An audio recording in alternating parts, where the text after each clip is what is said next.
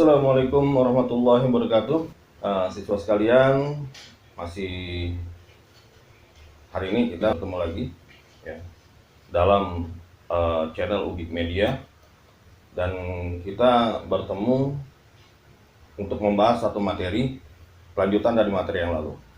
Siswa sekalian, kita mulai aja materi kita kali ini. Namun sebelumnya kita jedah dulu.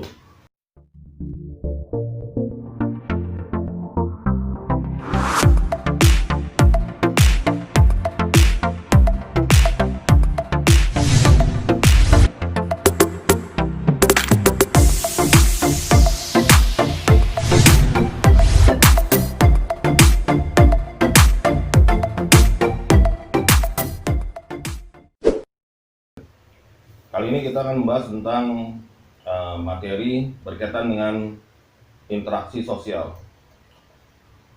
Tahukah kalian apa itu interaksi sosial? Gambarannya seperti ini. Jadi kita sebagai manusia tidak terlepas dari kehidupan dan berkebutuhan dengan makhluk lain atau sesama. Dari kecil, manusia terbiasa membutuhkan keberadaan manusia lain. Contohnya, kita waktu kecil ya, tidak bisa apa-apa, lalu kita membutuhkan seseorang yang dapat menolong kita. Contohnya ibu kita. Ya. Maka apa yang dapat kita lakukan tanpa orang lain? Nah, ini adalah contoh simpel untuk interaksi sosial kita kepada sesama, yaitu pada orang tua.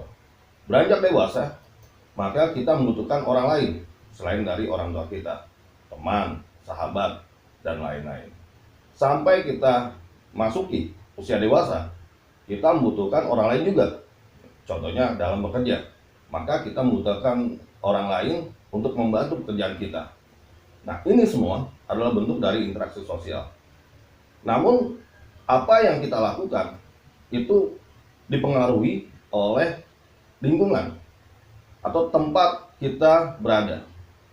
Nah, bicara tentang lingkungan tempat, ya, kalian bisa buka lagi materi saya tentang manusia, tempat, dan lingkungan.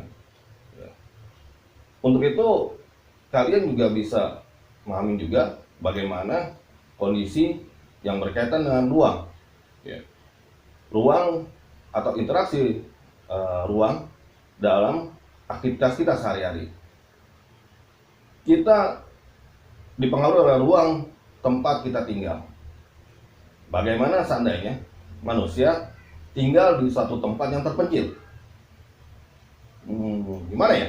Artinya, kalau kita berada di hutan, siapa teman interaksi kita? Apakah hewan, tumbuhan? Maka perilaku kita akan seperti mereka. Nah, contohnya seperti ini. Kebayangkan? Jadi, kita berada di suatu tempat, maka tempat itulah yang akan mengaruhi kita. Artinya, kita berinteraksi dengan lingkungan dan tempat tinggal kita. Kalau kita tinggal di satu desa, contohnya seperti ini, di mana kehidupan desa yang hening, tentram, tenang, ya, tidak ada hiruk pikuk, maka kondisi kita juga seperti ini.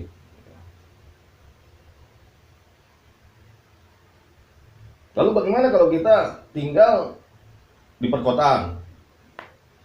Jam kita sibuk sekali nih, dari mulai bangun tidur sampai kita mau tidur lagi, maka aktivitas kita banyak sekali. Nah, kalian bisa melihat bagaimana kehidupan seseorang dalam satu ruang yang menyebabkan dia bisa interaksi dengan orang lain. Nah, interaksi sosial adalah interaksi ketika satu individu membutuhkan individu lain. Artinya, dia harus berinteraksi dengan individu lain.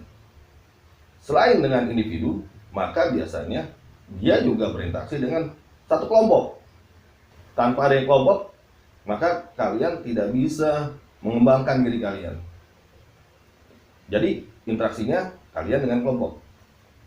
Di dalam kelompok pun, ya, tidak bisa dia hanya satu kelompok berdiri sendiri. Maka kelompok harus berinteraksi juga dengan kelompok lainnya. Contohnya dalam ekonomi, sebuah perusahaan yang isinya individu-individu, tidak bisa dia berjalan sendiri. Maka dia harus berinteraksi, ya. Ada interaksi komunikasi, interaksi jual beli, dan interaksi sosial di dalamnya dengan kelompok lain dalam bentuk usaha. Artinya satu kelompok harus berinteraksi dengan kelompok lain. Nah, ini adalah suatu interaksi. Lalu bagaimana interaksi sosial? Coba kalian analisa kehidupan kalian di rumah. Untuk individu dengan individu, kalian berinteraksi, seorang kakak berinteraksi dengan adiknya, seorang anak berinteraksi dengan ayahnya dan ibunya. Ini individu dengan individu. Lalu bagaimana dengan tingkat yang lebih tinggi, yaitu antar rumah? Kalian berinteraksi dengan tetangga, yang dimana juga ada individu-individu di dalamnya.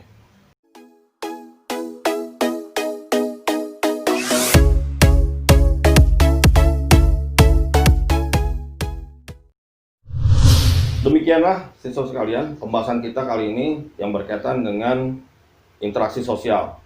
Tunggu video saya berikutnya.